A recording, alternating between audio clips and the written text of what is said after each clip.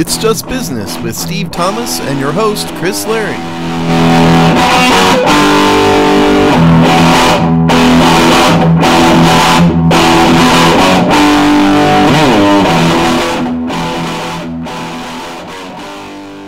Hello and welcome to another episode of It's Just Business on the Hog-Stye Network, the show where we look at the dollars and cents of the sports, business, media, industrial complex, churning out content at a record pace, whether people are watching it or not. How you doing today, Steve? I hope people are maybe not watching it because we don't do video. No, I mean, Snyder's. I meant the sports media output. Oh, okay. It's like, wow, that's way to diss the site, man. No. Yeah, well, certainly there are sports that are churning out content despite the fact that nobody's watching. There's no doubt about that. And, you know, just as an example, there was a super whiny piece in the last month's SI about the WNBA and how we're all bad people for not watching it, and it's really a great product, and you know now it's gonna turn it around now. You know, we've been hearing it for 25 years with this league, and it wouldn't exist at all but for the NBA propping it up. But you know, it's coming back now. You know, it's just one of many sports that are out there that nobody's watching. You know, like I saw a thing on, I saw like 1 minute of the I don't know, I'm going to get the league name of the league wrong, but the United States Rugby League, I think it was. And there were like 100 people in the stands in this giant stadium, you know. And I don't even know where I even saw this. It was like ESPN 8 or something maybe, but there's a lot of sports out there that nobody's watching. Well, let's talk about sports people are watching, maybe at a little less volume than historically was the case. The first is, college sports in general, and then specifically, you know, we've been tracking this for pretty much almost 2 years, I'd say. But we got a little bit of drip news on how the NCAA might be handling the ability for college athletes to make money or to monetize their name and likeness. And you'd think, you know, if we've been talking, if two Goombas have been talking about this off and on for 2 years here on this little show, you'd think that would give enough time for the NCAA to react as this went through the California State House and then caught fire in other state houses and have some kind of plan, some kind of perspective, some kind of guidance as a governing body for its sport and sports colleges in sports, blah, blah, blah. So, Steve, why don't you update us on the NCAA's plan and advisory messaging on this new issue? I mean, it's just funny, you know, because as it turns out, you would think, like you said, if two morons here can talk about it and have been discussing this for several years now, then say would have a plan. But it turns out they have no plan. This is just great, truly. So this comes from Darren Heitner and Darren Ravel on Twitter. I saw this. I am not on Twitter anymore, but I saw this screenshotted in The Athletic. So Heitner says, and I don't know what I can't remember off the top of my head what media outlet Heitner's with, but anyway, he says that the NCAA has officially pulled the plug on having a third-party administrator to review name, image, and likeness deals for college athletics. Then Ravel chimed in, who is he ESPN? Darren Ravel is a longtime sports business expert, knows maybe even as much as us. Anyway, he says that on July 1st, some states athletes will be able to legally make money on the name, image, and likeness. That's what we talked about. And then he says, not only will the NCAA have no guidance at the time, and schools outside those states will tell kids they can't be punished, but now there's no oversight for such deals. So what they're saying here is that the NCAA has hit Control-Alt-Delete and rebooted itself, basically because they don't know what to do and they have no plan. And so all these years, these 2 years They've had to work out some system to make recruiting fair, to put some sort of boundaries on what the student athletes can and can't do. They've literally done absolutely nothing and plan on apparently doing absolutely nothing. The third-party administrator idea was going to be something along the lines of you have some body to review and approve these contracts under certain parameters. And this means that there are no parameters and there's no company, and it's just going to be the wild, wild west of recruiting. And so if you go to school in California, you can, sign up with Nike as a freshman, whereas if you go to school in some state that doesn't have one of these laws, then you can't.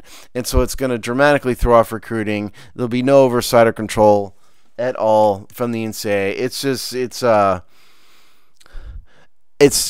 body, it's a leadership team that has abdicated their job. That's what it is. And, I just saw that Mark Emmert, who's the NCAA leader, just got excoriated in front of Congress a couple weeks ago, and deservedly so. So it's a travesty of leadership. That's the best way I can describe it. Darren Heitner is actually not in the media per se. He is he runs a thing called Heitner Legal, which I would imagine is his law firm or his. Oh, okay. But he's a sports, entertainment, and IP lawyer. He also teaches sports law at the University of Florida, and he is in his bio here claims to be a NIL, which is is the acronym for name, image, and likeness. Okay. Advocate. So I know I'd seen his name around and on media and stuff, but yeah. So he's somebody who is, from a legal side, he's worked for this, or been an advocate for this. He's also, if you scroll through some of his tweets, he's really, from his version of the Wild West, he's also telling a lot of athletes, be careful, because don't rush into this if you don't really know, the sort of middle ground of all of this. Don't put yourself out in risk either if you don't know exactly what you can and can't do. So anyway, well, isn't that the point? That's the point, right? The NCAA had an obligation to establish some ground rules, bylaws, boundaries, say any or do anything at all, please. And they just haven't done anything. They just aren't. Whether they're incapable, whether they're too stupid, or it's mind-boggling to me that they could just let laws like this come and go, and they just don't do anything. And Mark Emmert so needs to be fired. I mean, my goodness. Well, if a governing body fails to govern on a major issue, then it speaks to what is the necessity of said governing body. So you'd think even from the most cynical bureaucratical view of why institutions and systems and governing bodies perpetuate themselves, you'd think they'd be out in front of this just because it's theoretically what they do, and throwing a bunch of laws and speed bumps and policies and position papers out at this is their existence. So you think just by self-preservation mode they'd be doing that.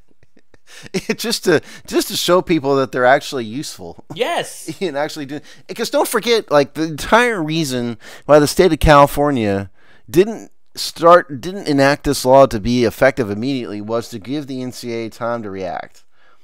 Because California was the one who started this. If you recall, we need to back up here. So, 2 years ago, I think we first did the story. The state of California, for once, did something right and started this ball rolling by passing a law in California that said student athletes can sell their name, image, and likeness. But the law was intentionally written to not take effect till I believe 2023 for the state of California, but then a whole bunch of other states followed suit. Some of them, there was 5 or 6 of them, I think, that are becoming effective in a couple weeks. In July, 2 weeks from now, 11 days from now. And so the NCAA has literally had 2 years knowing that this has happened. This wasn't a soft date. This was a hard date that's been sitting there for 2 years. And like you said, it's amazing to me that they've just totally abdicated their responsibility, in this. And again, the net effect is it's going to be a tremendous change in recruiting, and it's going to have unfair consequences on recruiting of high school students. What the NCAA should have done is this, because like I said, I think I said this 2 weeks ago. We don't really need a law. All the NCAA had to do is say we can do this, because there was no law in the first place that was prohibiting student athletes from selling their name and image and likeness. It was the NCAA that said that you couldn't do it. You don't need the federal government, and you don't need a state to do it. All the NCAA had to do is say, yes, they can do this now, and here's the parameters. You can only sign a contract up to this amount of money, or with companies in this industry, you can't get in bed with gamblers. That's all they ever needed, and they got coerced and forced and drug reluctantly behind the back of a truck on a rope, to get to this point. And the state of California, to their credit, felt they had no choice but to pass a law because the NCAA just wasn't going to do anything. It's the most useless governing body in the country, and that's saying a lot, because there's a lot of useless bodies in this country.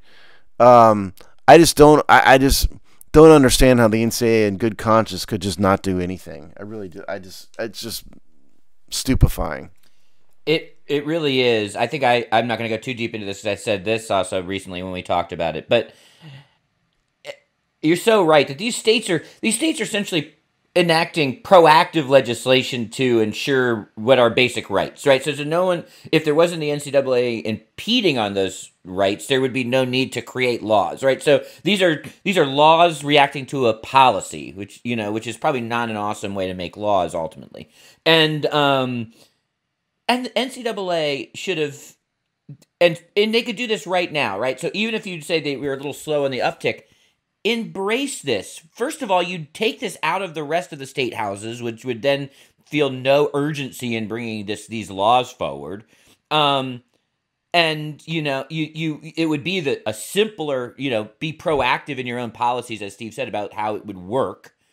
And then, as I've argued, it actually is a useful thing long term, because it allows athletes to make money. It takes less pressure off the need to turn some of the most elite sports leagues or even conferences into paid players. It actually gives them a exit ramp out of that argument potentially. So their inability to embrace this in a self-preservation mode, in just seeing where the weather vane is turning and kind of leaning into it, or as a pathway towards some kind of excuse that, yes, players, we're not blocking all of their ability to earn money at this part. It seems like such a get out of jail free card 3 ways over. Well, that's exactly right. I loved your point, and I think you said this originally a month ago. Whenever we talked about this, you are so right. It's an easy way to, at least for now, put the pay the players argument to bed, because that is a legitimately complicated thing. That is something that does require federal legislation and is very complicated, which is why nobody solved the problem. And just briefly, the problem there is that Title IX is a major impediment to paying players, because Title IX, in essence, creates a legal federal obligation to treat everybody fairly and equally. And so if you pay the University of Georgia football team money, you're going to have to pay the same amount to the women's volleyball team, which makes no money and is a loss leader, and the men's sports too, So that's the problem, and nobody has come up with a solution to that. So yes, this is an easy way for the NCAA to say, here's a way to everybody can make money, and they could put some reasonable limits on it, so you don't have people go crazy on this. All it would have taken, I think, honestly, Chris, I think you and I could have talk through this in an hour and come up with a policy that would have been reasonable, that the NCAA could have enacted. I mean, obviously I'm being facetious, but I literally think it would have been very easy to sit down and come up with a policy. And they just haven't done it. They just decided, guess we're just not going to do it. it's I don't even know what to say. I really don't. And I think the problem is, like I just said, how are you going to fix the recruiting inequities now? You know, how are you going to do that? You know, if California allows students to make money, don't they have a huge advantage over like Texas, which I don't believe has this law? You know, how is the University of Texas going to compete with UCLA now? Just off the top, I'm just making universities up. Well, the answer is you don't. The answer is you don't. You know, it'd be one thing if there was. It looks like the NCAA is just not doing anything. They just have decided not to do anything about it, and they're just gonna close their eyes and put their fingers in their ears and pretend nothing's happening. And like they're 7. And what do they do, right? So if you're Texas or any state that doesn't have these laws, you probably also don't necessarily care. You might even have some of these laws starting to bubble up in your state legislatures. It's not like the state is going to police this. It's not like a player in New York or Texas that starts to do this. The state's not going to come after them. They have no real jurisdiction. In fact, all you do would be force a lawsuit or a law start to bubble. Then what's the NCAA do? They can't dole out justice in one place and not the other. So this is just like that. They're like almost embracing a 50-state problem rather than a one-ticket solution that's open to them. Well, yeah, you said it before. The laws that these states are passing are essentially reactionary. We don't need legislation about this. What they're doing is they're legislating a correction to a problem created by a private institution. By a non-governmental body, which is the NCAA. It's just an association of athletic directors, basically. And you don't actually need legislation for this, again, because there's no legal impediment under the United States or any state law that says an 18-year-old can't go sign a contract provide service in exchange for consideration. There's no law anywhere in this country that says you can't do that. This is only the NCAA saying you can't because they're terrified of having money in sports, I guess. Which is, Chris laughed at the last time I said that. That's all it is. And so the NCAA could correct this with one stroke of a pen. Literally, that just says, now you can do this. And that's all they need to say. Maybe set a limit on the amount of money you can make. I don't know. But these states were forced to do this because the NCAA would not.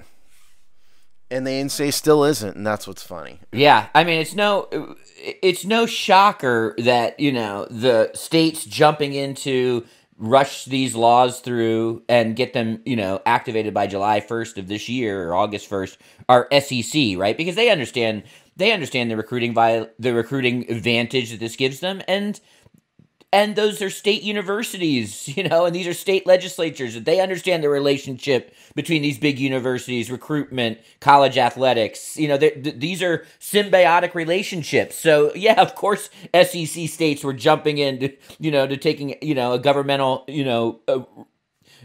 red carpet to this to help recruitment at their giant state universities. Come on, obviously, they are. And also, it takes the sleaze out of it. Yeah, that's the great thing, or it would. It also it improves your product. Zion Williamson signs with Adidas. At 18, it's a much better chance you got him in a couple March Madnesses. I mean, like I said before, some portion of me deep down says, gee, it's probably not a great idea to have a millionaire driving a Lamborghini on campus because you're really not a student at that point. You really aren't a true student. And I think that's the legal side of me said, and the practical and the capitalist side of me is all for it. I'm just saying I can sort of see why some people would be uncomfortable with it. But to me, the horses, I left the barn a long time ago about these student athletes really being real students, because they aren't, especially basketball. I mean, they're barely students. They're not qualified, a lot of them, to even be in college. And, I mean, the gig was up a long time ago, truly. So it's just, at this point, the NCAA just needs to do anything, something. I don't know how Mark Emmert is a guy who deserves his job the least out of anybody I know. Mark Emmert is the head of the NCAA. This man has screwed up absolutely everything and done nothing, and I don't understand how he, I don't know if he's like murdering his competitors, Vladimir Putin style or what. I don't know how he keeps his job. Well, they're such a paper tiger at this point, which is really, I mean, which we didn't really need more evidence of. But if you, after this, if you don't, and paper tigers eventually fall in their own hubris. And I think we're seeing that in real time here. Yeah, no doubt. I agree. So obviously we're going to have more opportunities to talk about this, because I think it's just one of those stories that's going to start to really snowball, and I think will be almost front page news this year's college football season, I think. And speaking of college athletics, we've got another self-imposed quagmire, and trying to get themselves out of the problems of their own making. Steve, why don't you update us on that one? Okay, so the NCAA, and by NCAA I mean the Power 5 conference heads, really who's behind this, have seen the light and are once again redesigning the college football playoff format. So apparently at this point this is just a proposal, but the proposal is to expand the college football playoff system to 12 teams. Currently is at 4. And so the idea here is you have 6 conference champions and then 6 wild cards. And the top 4 seeded teams will get a bye. So then you have the first week, 4 games, 8 teams playing. And then you weed that down to 4, and then the 4 teams that are left play the 4 teams with a bye. So it's what is that? It comes out to a 4-week playoff system, I guess. And there are no conference guarantees. And the byes have to come from conferences, meaning that Notre Dame cannot get a bye. No matter how good they are, you cannot get a bye if you're Notre Dame. So the finances of this, the estimate I saw was that this is a potential $1.9 billion with a B dollar system, because you're basically adding 4 weeks of playoffs. I love this idea. I think the college football playoff system has basically become a joke at this point, and it's the same 4 teams every year. Everybody knows it's a setup. I mean, they, for God's sakes, ignored the rules to get Ohio State in this past year. And I just think it's an unwatchable joke unless you happen to be a fan of Ohio State, Clemson, Alabama, and Georgia. If you're fans of those teams, good for you. But I think it's just a joke and a waste of time for everybody else. And so the idea of having an actual tournament is, I can't tell you how much I love this idea. It may actually get me to watch college football playoffs again. But that's generally the point: is 12 teams, 6 conference champions, and then 6 wild cards. I'm ecstatic about this. I think it's a step in the right direction for sure. I have no critique of the plan. I mean, in my mind, this should have been the plan.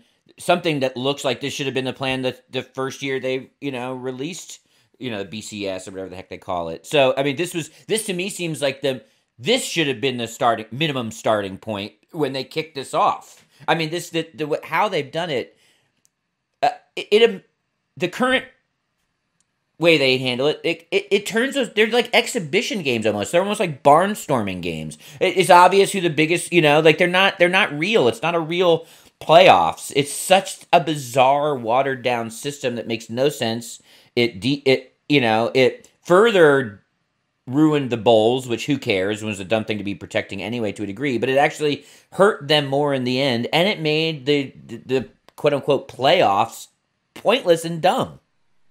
Yeah, oh, absolutely. Like I said, they actually, last year Ohio State did not play enough games to qualify for the Big Ten championship game. So the Big Ten had to make an exception to allow Ohio State to play in the championship game so that they could end up in the Final Four, playoff, tournament, such as it was. I actually think the 12 teams isn't enough. I've always said you need 16. To me, a real playoff would mean every Division 1A, so that would be FCS. I get the FBS, FCS mixed up, but I'm talking about Division 1A. Every Division 1A conference champion gets in, and then you have 4 wild cards. So if you win the Mid-America Conference or the Mountain West Conference, you're in. Congratulations. Now you got to go play Ohio State, and you're probably going to get stomped, but you get a seat at the table because you won your conference. And then you have some wild cards, in there to round it out because there's other good teams. To me, that's always the way to go, and it makes being a conference champion actually mean something. It limits the scope and power of the Power 5 conferences, and so the Utahs and Boise States of the world now get a legitimate shot. And this 12-team playoff is a step in the right direction, but I think they need to go farther. But I'm all for the 12 because it's a heck of a lot better than what we have, and I think it's going to draw more fans in.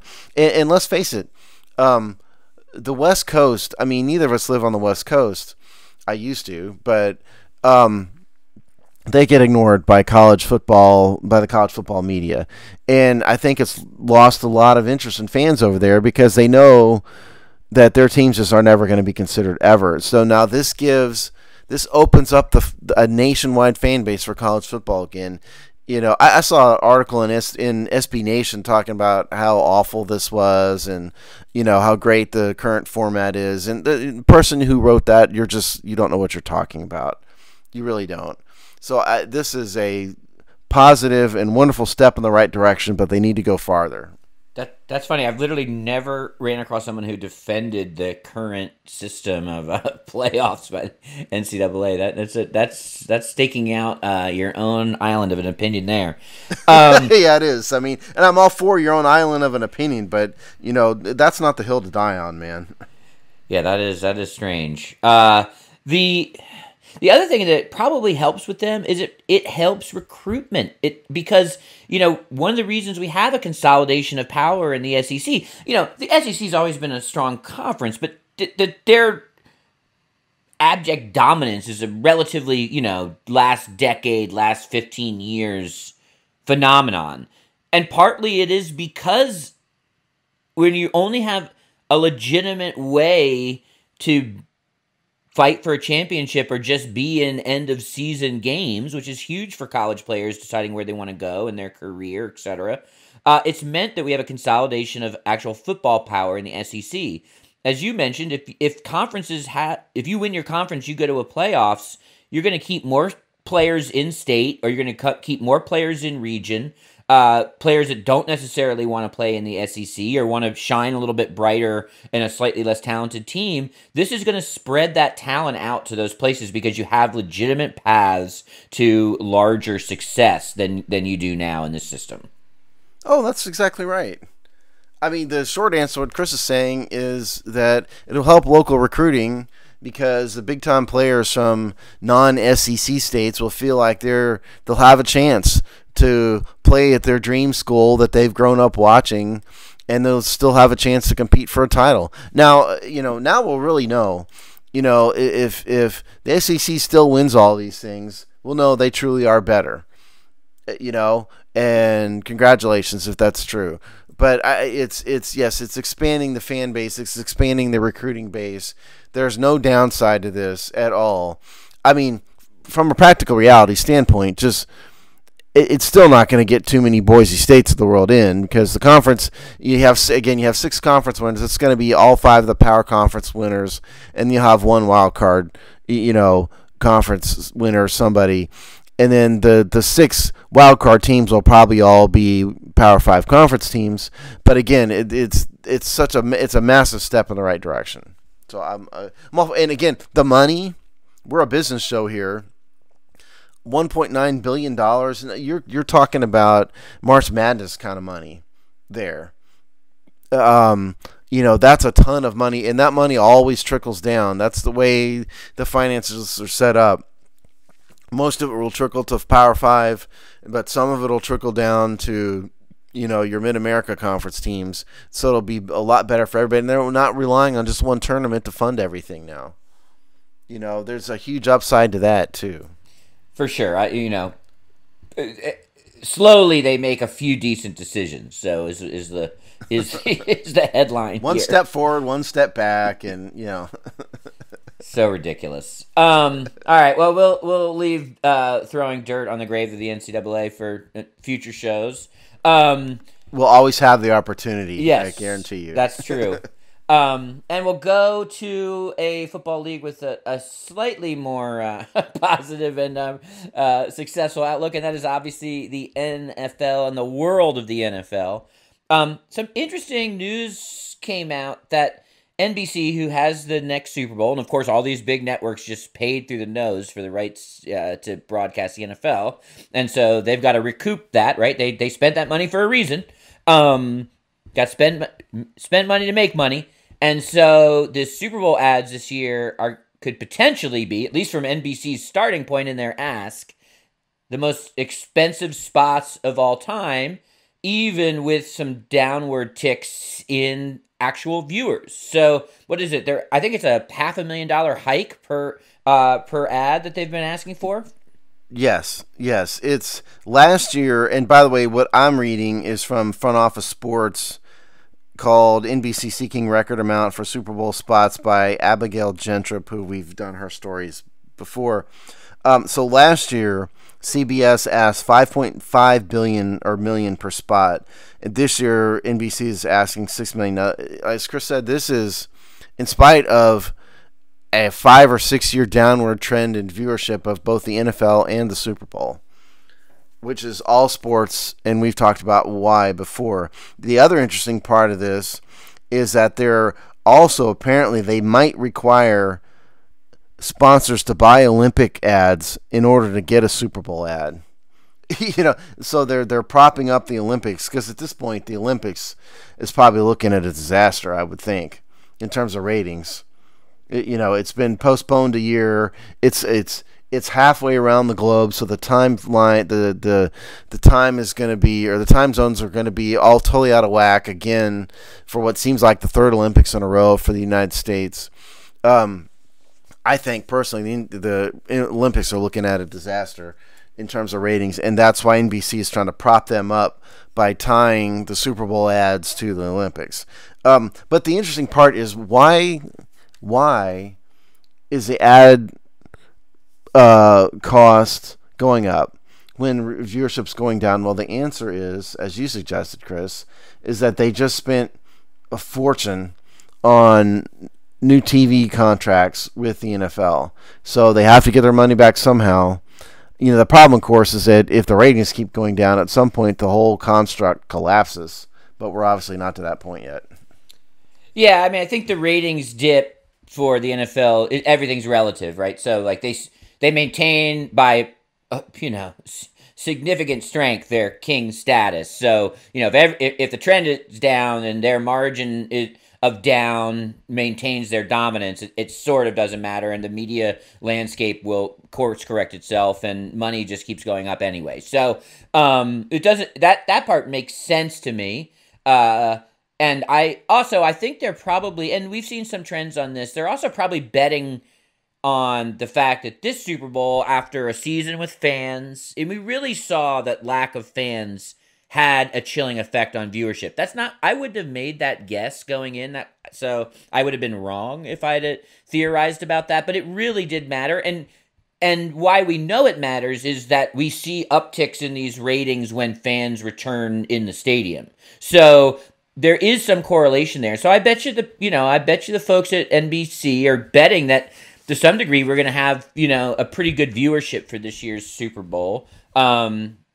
And they're sort of betting on themselves a little bit, plus these other factors that we've talked about. So I think, they're going to try to make hay, and we'll see. I think they'll probably get it. I think the real, as you already pointed out, the real story here is, we've talked about many times how the NFL pulls other stuff behind it for these media companies, whether it's debuting their new shows, debuting their streaming services, just packaging themselves as a brand overall, whether it's the crown jewel in their holdings now and moving into digital. So it's really, so having the NFL applied to the Olympics ads and making those a bundle is just another huge example of how these networks view the NFL of pulling all of their other investments along for the ride as well. So this direct linkage to me is a little bit the buried lead in this story. The fact that they'd ask for more money for Super Bowl ads is not, is like not shocking. No, that happens every year. Yeah. And I think you make a good point about sort of the relative downturn. The NFL's still the king and all of that. Yeah, absolutely. And I disagree a little bit about the fans in the stands thing. I think the downturn last year was really more about two things. One, this generally life was not normal last year for many people. And number two, multiple leagues had shortened seasons, and I think that really affected their ratings. Like the Major League Baseball in particular, 60-game season. I don't think a lot of fans saw that as a legitimate season, and it turned people off. The NBA had the same problem to a lesser degree, and the NBA has caused their own problems in other areas as well. But the NFL, on the other hand, had a full, normal slate of games on television. And so I think it just seemed like a little bit more of a normal season, even though they were piping fake crowd noise in on these broadcasts.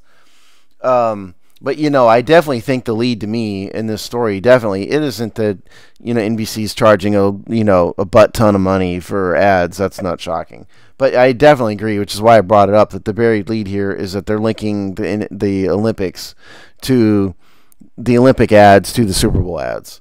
And again, I think it tells me the Olympics are in trouble. You just can't keep kicking can down the road over and over again for long enough and have people still care about it.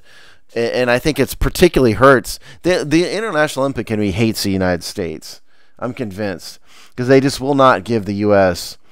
an Olympics, it seems like, no matter what. And this one is, you've got probably a 12, 13, 14-hour time difference. Yeah. And so when it's that big of a time difference in the United States, everybody knows the results ahead of time. Who wants to know?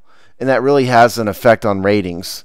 Whereas if it was in any sort of a Western time zone at all, it would be much better for ratings and for excitement about the product in the United States. Now, the Olympic Committee could care less because, again, they hate us. But I think the combination of we've kicked the can down the road a year with let's put it 12 hours away, I think puts the Olympics in trouble, which is why NBC is doing what they're doing, because the NBC has paid billions for the Olympics as well. They're really in the hole with that. They really need to make money on it. So the idea of forcing them to buy Olympic spots may just be the price you pay for getting an ad in the biggest television event of the year. This year's the Tokyo Summer Olympics are going to be. And I say this as someone who is actually a pretty big Olympics fan, winter and summer. So it pains me to say it to some degree, and I would even use some research to back this up. But this is going to be a disaster in every way you can define disasters. Financially, TV viewership, global interest, quality of sports, this quality of the competition. It's going to be... You almost, in hindsight, it might have almost been better for them to just take the cycle off and plan for when it would have come due again, and then use the Winter Olympics, which is on they're on the 2-year cycles to kind of which is always obviously far less popular, but you could have used that and kind of 3 years down the road as kind of a reboot and then roll into that summer. Almost, that's a long view and it's hard and there would have been a lot of money lost, and I know that's a tough bullet to take, but I just think this is going to be a bloodbath this Summer Olympics. Oh, I totally agree with you. I led off the story with my opinion, agreeing with your opinion on that. And what is it in the fall? It's in September, right? Yeah, so it's just weird. Competing with the NFL, competing, with baseball playoffs. And with competing with the start of the fall television season, because the NBC probably isn't happy that they're going to have to delay the start of their fall network television cycle for the Olympics. They're probably very upset about that, would be my guess. But you're going to compete with whatever ABC, CBS, and Fox bring. You're going to compete with the NFL. You're going to compete with baseball. And people just have lost interest. Once you miss the cycle, I wasn't for skipping the cycle this time last year, but I think I probably agree with you at this point. At this point, may just be better just to call King's X on the whole thing. Go, you know what? We'll just reset. The Winter Olympics are coming up in a year at this point. Let's just forget it. I mean, that might have been better in hindsight, because I totally agree. It's going to be a ratings calamity. It's going to be the Hurricane Harvey of television ratings for this, which is why they're trying to prop the ad buys up with the Super Bowl. It's NBC's probably in full scale panic mode, because they're also hurting themselves. Doing the Olympics in the summer is great ratings on a time when there's no network TV drama. They're going to have to delay their television season by 3 weeks for this. The big start of the fall television season is going to not happen for NBC, because they're forced to broadcast the Olympics. The summer is the perfect time to do the Olympics. The fall is the worst time to do it. Yeah, and then you're not only you're competing with that, you're competing with back to school energy. I think a lot of people, viewers aren't going to be, don't have to sit at home anymore. If you're not going to be staying at home, there's going to be a real return to type of vibe in the fall with kids in schools, blah, blah, blah, blah, blah. No one's looking to sit. I'm guaranteeing in the first couple weeks of September, no one's looking to sit on their couch. It's just going to be the overall vibe. And then you toss in the fact that it's in 12 time zones away from the middle America, and anybody who wants to know who won the 100-meter is going to know it anyway. Yeah, exactly. There's no drama at all. So, yeah, it's going to be a total disaster, I think. I predict that IOC will, like the United States, a little bit more when they get pummeled here for a stretch, and the attraction of putting it in the United States at some point is going to be, they're going to need that, I think. It's weird how much they hate the United States, though, isn't it? I mean, because the truth of the matter is, our cities are more prepared than basically anywhere else to do this. I guess it's just international jealousy more than anything else. I don't know. I've always wondered why they hate us so much. Well, I predict a U.S.-based Summer Olympics in the next few cycles. I know they usually are spoken for, so it's not going to be immediate, but I think they're going to need that energy. They're going to need that, you're right, cheaper infrastructure, less investments to make a city ready, and they're going to need to bring some buzz back. And so partnering directly with, I don't think it's jingoistic to say that, the U.S. is the media capital of the world to a large degree, and it's export just a fact, culture. Man. Yeah. I mean, you don't have to be waving a flag to accept the factual reality, which is we are the biggest market. We have the most money. They're gonna really see when the United States totally ignores this Olympics coming up. They're gonna really see the effects. And yeah, I think you're right. Even the Olympic Committee, which is the most anti-American body ever, is finally see the light, and so we have to start putting it in the U.S. at least sometimes. Yeah, I would agree. So we'll see. We'll see. I'm sure we have some opportunities to talk about the Summer Olympics as we roll closer to it. For our final story today, we look at this phenomenon of these celebrity boxing matches, and is this the only thing that's relevant in the sport of boxing? And then there's this sort of sticky wicket that we've got our extreme fighting leagues sort of being highly resistant to this. So, Steve, you watch the Paul Merriweather bout. Tell us a little bit about maybe why, and then what the issue is. Well, I watched it because I'm a huge boxing fan, and I was curious to see whether Money Mayweather still had it. Because he's, what is he, 45? Yeah, he's old for boxing. Yeah, and he's fighting a YouTube star who's had all 3 fights. It wasn't a competitive fight at all. Mayweather was doing his best to not knock him out. At one point, he physically propped up Paul. Like, he physically held his arm out to keep the man from falling. It was a terrible fight, utterly unworthy of boxing, and it was an exhibition, anyway. So it was the whole thing was phony. I mean, Chad Johnson was on the undercard on an exhibition. He got knocked down. The whole thing was kind of a joke. The reason why I wanted to do this was that I think it's interesting that boxing is resorting to this more and more. Now, you could go back decades. Like, I believe even Muhammad Ali fought a couple exhibitions after he retired. It's not totally new to have this happen, but it's happening more and more. And these YouTube guys are really getting involved in this. And there was a good article. Is this The Athletic? This is The Athletic. There's an article called, where made me first start thinking about this, called "Influencers, Old Champs, and Streaming Spectacles: A New World for Combat Sports" by Ben Fowlkes, I guess, on June 16th, Wednesday. So what he's saying here is, in this article, is that boxing's doing this, but UFC isn't. UFC has stayed away from the joke fights. Why is that? Number one, UFC is a lot harder on your body. It's a lot harder. You're going to get beat up in boxing, but I think it's probably easier to train for boxing and to at least not embarrass yourself. But you can't do that in the UFC. Unless you're a real fighter, you're going to die in the UFC ring, whereas that won't be the case in boxing.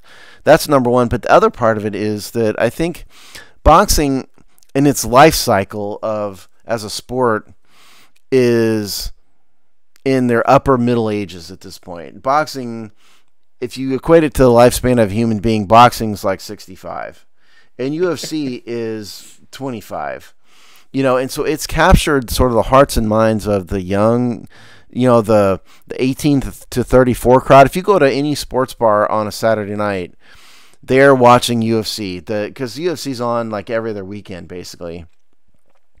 They're up to UFC like 300 something for their pay-per-views, But boxing, it just doesn't have that market really anymore, whereas UFC does. So UFC doesn't need to do bunch of phony fights. Really and truly, I think the only true boxing stars anymore are Tyson Fury and Deontay Wilder. That fight, last year, captured sort of the hearts and minds of the public. I watched it. It was a good fight. And they're fighting again. But if you get past those two guys, there's really not anybody.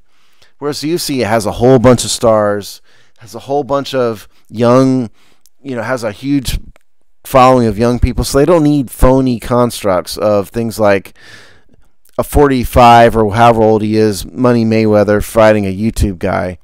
They just don't need that to promote their sport if they're UFC. So it's, I think it's a combination of a normal person can step in the ring and not physically die, at least for a couple rounds. Whereas UFC, you will die no matter what. You can't do an exhibition UFC fight. And then couple that with what's on the upstroke and their marketing life cycle works versus what's on the downstroke. Yeah, I mean, I think there's a lot going on here. The UFC, first of all, the UFC just doesn't want to have the appearance of being a joke. And is a centralized league. Everything flows through the front office, so to speak. It's very controlled and centralized. So anything that gives them a whiff of illegitimacy is just bad business for them. So they have no desire to be spectacle, right? They're trying and to a large degree succeeding and positioning themselves in a short amount of time as a legitimate sport. So something that chips away or takes chunks out of that legitimacy is not a good business move. Where I think is interesting for the UFC is, and I totally agree. No one wants to see. I mean, I don't know. I might want to see some of these YouTube stars in the UFC fight, but that's a different thing. No one's going to do that. It's too dangerous. And yes, boxing is, you can control those things more. But what I think the UFC's potential issue here is more of a management labor issue. Because what they're doing is they're actually blocking their fighters from taking part. Now they wouldn't be UFC fights. Some of their stars just want to go do these big gloved, controlled exhibitions in a boxing ring, and they're being blocked. So these, even in this article in The Athletic, even some retired fighters, because of their contract language, et cetera, et cetera. Read the contracts, people, are not able to go and take it, to cash in on these things. So to me, the UFC's kind of issue that's staring them in the face is much more about their relationship with their fighters and blocking their ability to profit off this. Because, we're never going to see these fights in their sport necessarily. No, and like, for example, the McGregor-Mayweather fight, that was back in 2017, I think, was it? That took a major negotiations with the UFC to make that happen. And yes, the UFC does not want to let their fighters do this because, they're under contract, they're under exclusive rights contracts, and they just don't feel the need to have to give up the money for this. That's this bottom line. And they don't want their stars, their UFC stars, appearing to be athletes in other sports. They want their UFC stars to remain UFC stars, and you let every Conor McGregor out there go fight, in a ring, then they sort of become boxers. They sort of become media stars more so than UFC stars, and I think it ultimately hurts the sport, the UFC. So I think it's a combination of that. And in terms of these boxing matches, they're not good fights. Like I said, the Mayweather Logan Paul fight was a joke. I'm a big boxing fan. I did box for a little bit in college. It was a joke. It wasn't a real fight. Mayweather was obviously playing with him. He played with Conor McGregor too. Sorry to burst your bubble out there. So it's just not good boxing. It's not good to watch. It's not good for the sport. It's not a real fight. It's just a spectacle. Whereas the UFC is sort of maintaining the purity of the competition. Also. So it's not surprising to me that Dana White doesn't want to do it. Yeah. And as you said earlier, Steve, when we started talking about this, spectacle, kind of exhibition in boxing is as old as boxing. Hey, come see your local champ box a bear in 1910 at some state fair or whatever. All you got to look is Rocky III, Hulk Hogan versus Rocky. They don't put that in a movie about boxing if that's not part of the culture at that point, right? Even the fighting the Russian guy was a stunt in the construct of that movie. Drago. Yeah, so that's always been a part of it, and fine. But what I think is what to me this manifests as the sort of existential problem for boxing, which has been kind of having this slow-moving car wreck existential problem for 35 years, is that the problem with boxing is there's no central governing body, and then thus no one understands who the champions are, what league or whatever the construct of this is, and then thus that's, especially in a world where most of our other sports have centralized power, and the UFC is a good example, right? To have one league, one management, the kind of 28 owners or 28 franchises, one central, all that's been the movement in sports. That's where we see our big sports starts to consolidate power and the media rights. Boxing is so decentralized, so no one knows what's going on, which means over time there's been no stakes. No one knows what belt they have. No one knows who's the champion. And so this, to me, is your logical end game. Because these, not only, at least if you're like, okay, I don't really know who the real welterweight champion is, but I see two legitimate fighters, and someone's going to end up with a belt, even if I don't really quite understand what that means. But these, they mean nothing. They're pure exhibitions, and then they're degradations of the sports themselves. So, as to your point about being propped up and they're not real fights. And so, to me, it's just like boxing admitting, throwing in the towel, so to speak, that there are literally zero stakes at any part of their sport anymore. Well, yeah, exactly. Because really, again, the only fight that sort of has caught the world's attention in the past several years is Deontay Wilder and Tyson Fury. That caught the attention of everybody, but beyond that, none of them really do. And also the other thing I think about this is that from a marketing perspective, boxing always, for decades, marketed itself as sort of the dangerous sport. You don't want to box because this is really tough. You're going to get beat up. Well, UFC just trumped him. UFC's much more brutal. It's much harsher. It's much harder. And so boxing kind of lost the title, if you will, of being sort of the danger sport, like the danger combat sport. UFC's way more difficult. I mean, Money Mayweather would get knocked out in 30 seconds in UFC. Just, as he wouldn't be able to compete at all in UFC. And so I think they sort of lost, to UFC's credit, they lost their prominence in society about being the big danger combat sport is the other thing. I would, and the young people don't watch boxing, at all anyway. No, I think, you can almost extend it to people don't watch boxing at this point. I'm the only one, Chris. I like boxing too. And to me, it's so interesting because I think you're totally right about like the dominance of what combat sports and the sort of intensity or this, that it's just a more extreme version. So boxing looks, fairly watered down or looks, not as dangerous or whatever. So it loses attraction. For me, that's actually is the attraction. UFC and other kind of MMA, extreme fighting, that just feels like controlled fighting to me, which I just don't. That is what it is. Yeah, I don't find appealing. Boxing is a sport. You score points. There are to me, like that distinction, which is probably hurting it in the culture right now, is actually to me what I think keeps boxing actually legitimate and something I enjoy watching, as opposed to just fighting in a ring. I do enjoy watching boxing more than I do UFC as well. Part of it's just what I grew up with. And by the way, in case anybody's out there wondering, I did not spend money on the pay-per-view for Mayweather Logan Paul.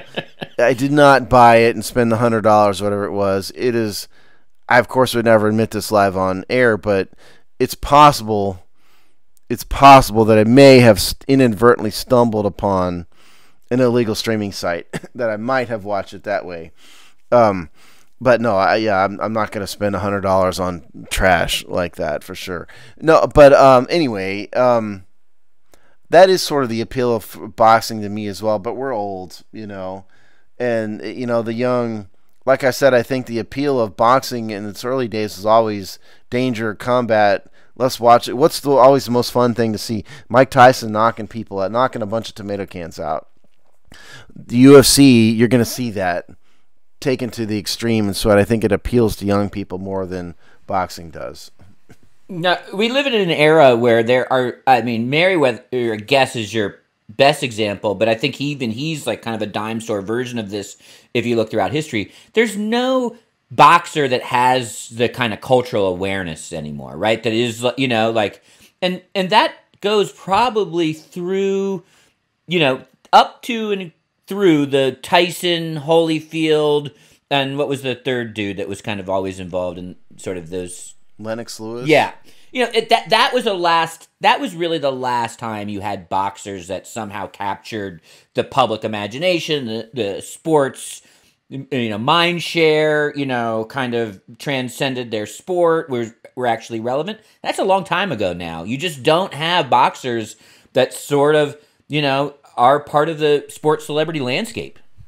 Except for Tyson Fury, I would argue, and Deontay Wilder. To a minor extent, those two guys have captured the hearts and minds of people. Yeah, but then it's still contextualized as sort of within, like, for people who care about boxing at this point. Yes, absolutely. Yeah. It's not certainly a must-see thing in society. A Mike Tyson fight when Mike Tyson was at his prime before he went to jail for rape, rape conviction, that was a major society event. Those of you too young to remember, that was a major, major deal. There was a Tyson fight on. Even if you didn't buy the pay-per-view, it was still something everybody paid attention to. And that's just utterly not the case for boxing anymore at all. And it's not totally the case for UFC either, but they're getting there. Right. Well, one's descent and one's ascent, right? So they're different, yes. No, when Tyson lost, it was A1 front page daily newspaper story. Yeah. And you're talking about the Buster Douglas fight, which was Tyson's first loss, of his career. But even, again, before Tyson, Muhammad Ali was a major cultural figure and a sports figure. I didn't agree with a lot of his cultural stuff, but that's another story. And it's also way before my time. But then you go to Larry Holmes, Sugar Ray Leonard, Marvin Hagler. There's a bunch of boxers who were major sports icons, and that's just it's just gone in today's world. Just gone. Rest in peace, marvelous Marvin Hagler recently passed away. I think yeah, a month ago. He did recently pass away. Yeah. Yep. I loved him. No, yeah, we'll see. And I don't think everybody thinks that Hagler, won that fight against Sugar Ray Leonard and got cheated out. Oh, definitely. One of the great sort of boxing controversies, debates out there. Yeah. I feel sorry. For boxing. It's like it's one thing when the celebrity boxing matches are celebrity versus celebrity or influencer versus influencer, right? But once, which is a big point of this Athletic article, once these like old champions and old boxers and start to enter into it, then it's a new level of sad. What is? Because it was a sad fight. It really was. Because it's just Logan Paul doesn't belong anywhere in a ring with Money Mayweather, and it was just a joke and a spectacle. It was really it was kind of pathetic. I'll put this out there in the universe. The thing that I might even consider paying for is just bring us a Paul brother match. Let's get these idiots to fighting each other. Now that I might pay to see, right? Like that seems to be the I would at least battle. I at least might go to a sports bar to see that, at least. Let's let these two idiots bash on each other. That's a win-win for all involved. Yeah, it's definitely. If you turn one into a vegetable, that's better for society. So there we go. That we put it out in the universe. That is the celebrity boxing match that we would like to see. Make it happen, Absolutely. Somebody. Absolutely. We have the benefit of getting rid of one of the Paul brothers. Right, yes. All right, well, with that, when we're advocating a brain damage, we probably have reached the end of the show. We're joking, people. No, we're not. They deserve those guys deserve all scorn. So, Steve, I know you're probably tiptoeing through the quiet season, but what's going on in Hogsty Land? Yeah, it's the NFL quiet season for sure. So we're in the throes of our position group breakdown series, which we will continue in this week's episode. So keep listening to that. We have all of our normal written content. We're going through films breakdowns. We're talking about the new potential team names for the Redskins and everything else. And then we have Rick Snyder's Seasons of Discontent, which is his look at all things Washington, D.C. sports and life. So check us out on a daily basis. You can spend the coming weeks arguing the fake controversy of who will be QB1. So I look forward to this endless conversation. All right, we will see you in 2 weeks.